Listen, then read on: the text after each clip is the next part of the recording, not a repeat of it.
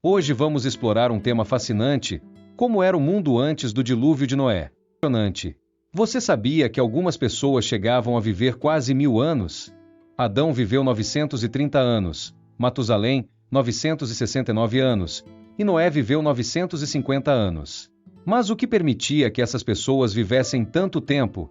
Vamos descobrir. Uma das teorias mais aceitas é que a Terra tinha uma camada de vapor que protegia do Sol. Isso criava um clima temperado que favorecia a vida humana.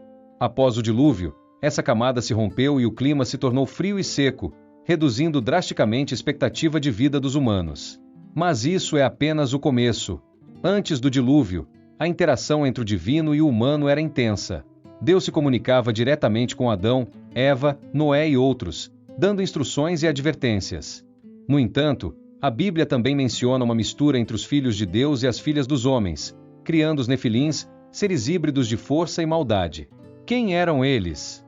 Os filhos de Deus eram geralmente interpretados como anjos caídos que se rebelaram contra Deus, resultando em uma raça de gigantes que trouxeram violência à terra. Essa situação de impiedade provocou a ira de Deus, que decidiu dar um basta em toda essa corrupção. A humanidade estava à beira do abismo espiritual. Para entender essa rebelião, precisamos voltar no tempo até a criação. Deus formou anjos, e entre eles estava Lúcifer, belo e poderoso, mas insatisfeito. Lúcifer queria ser igual a Deus e acabou liderando uma rebelião com 1/3 dos anjos. Essa ambição custou caro, foram expulsos do céu, tornando-se demônios. Assim começou uma guerra espiritual. Quando Deus criou a terra e o homem, Satanás viu uma oportunidade de se vingar e destruiu a inocência de Adão e Eva.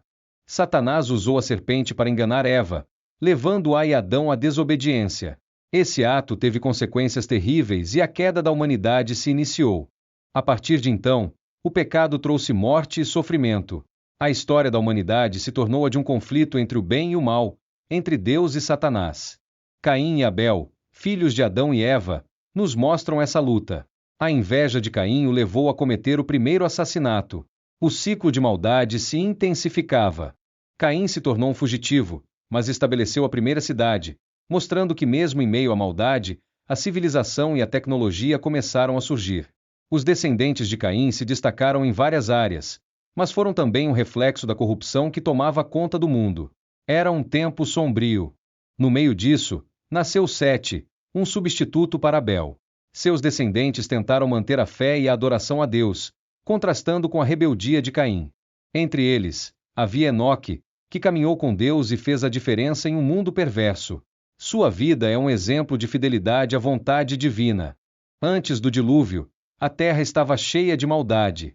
As pessoas se tornaram egoístas, e a corrupção dominava todos os aspectos da vida, afastando-se de Deus. Diante de tanta violência, Deus se entristeceu e decidiu que era hora de um juízo.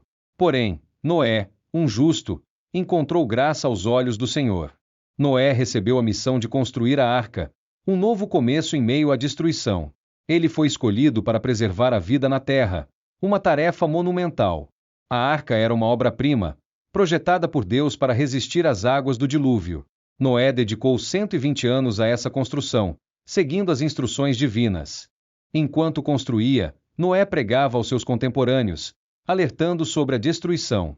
Mas suas palavras eram zombadas, e ninguém o escutou. A incredulidade reinava.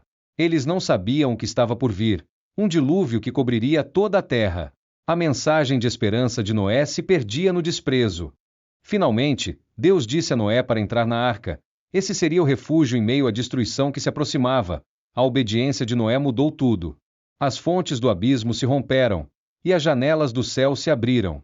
A água começou a cobrir a terra e a arca flutuava em meio ao caos. As chuvas não paravam. A água subiu tanto que cobriu até os montes mais altos. O juízo divino se concretizava. A humanidade, em sua maioria, perecia. Noé e sua família estavam seguros na arca. Durante 150 dias permaneceram isolados, enquanto a terra era devastada. A espera era angustiante, sem saber o que aconteceria. Mas Deus não esqueceu de Noé. Assim como ele havia feito um pacto, as águas começaram a diminuir. A esperança voltava com um novo começo. A arca repousou no Monte Ararat. Após longos meses, a terra voltou a se mostrar, Um novo desígnio aguardava a humanidade. O dilúvio trouxe renovação. Noé libertou os animais da arca e decidiu oferecer um sacrifício a Deus em gratidão. A resposta divina foi um pacto: nunca mais destruiria a terra. O arco-íris se tornou o símbolo desse pacto, uma promessa de restauração e esperança. Ele representa a fidelidade de Deus à humanidade. Noé e seus descendentes receberam uma nova missão: povoar a terra. O passado era um capítulo encerrado, e o futuro tinha novas possibilidades. E assim termina a narrativa do dilúvio, mas a história do recomeço de Noé e seus filhos está apenas começando. Uma verdade importante se mantém: a justiça divina e a misericórdia andam juntas.